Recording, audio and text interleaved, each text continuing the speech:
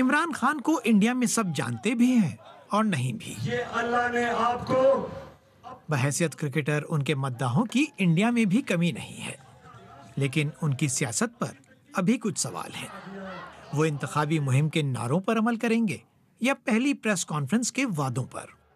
इमरान खान के कुछ बयानों से इंडिया में कंसर्न ज़रूर पैदा हुआ है। उन्होंने वोटिंग के बाद जो बयान दिया था, जहां पे उन्होंने निशाना तो नवाज शरीफ पे साधा था, लेकिन उनका इशारा था कि मैं इंडिया के पक्ष में नहीं बोलूँगा, और नवाज शरीफ इंडिया पे सॉफ्ट हैं, तो उसके मुकाबले इमरान खान शायद टफ होंगे इंडिया पे।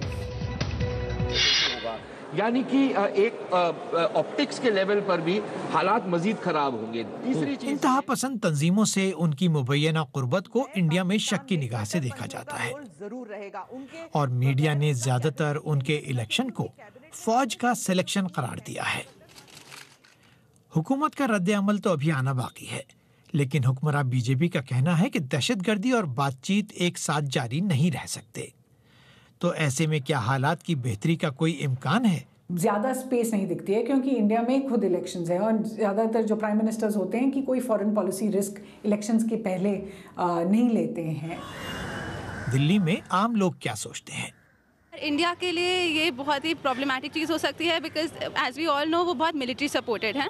तो अगर मिलिट्री आती है, मिलिट्री इतना बैक कर रही है किसी पॉलिटिकल पार्टी को, तो इट्स एब्सोल्युटली श्योर कि वो एंटी इंडिया होगा ही फ्रंट। मैं इस संदर्भ में भी खुश हूँ कि चाहे भारत का पॉलिटिकल एजेंडा हो या पाकिस्तान का पॉलिटिकल एजेंडा हो, चुनाव जीतने के लिए दोनों देश या मतलब कि चुनाव से पहले युद्ध का खेल खेलते थे, जो इस बार नहीं हो रहा है। डेवलपमेंट की राजनीति पाकिस्तान में हो रही है, जो पाकिस्तान के लिए भी सुखद चीज़ है और भारत पाकिस्तान संबंध के लिए भी सुखद चीज़ है।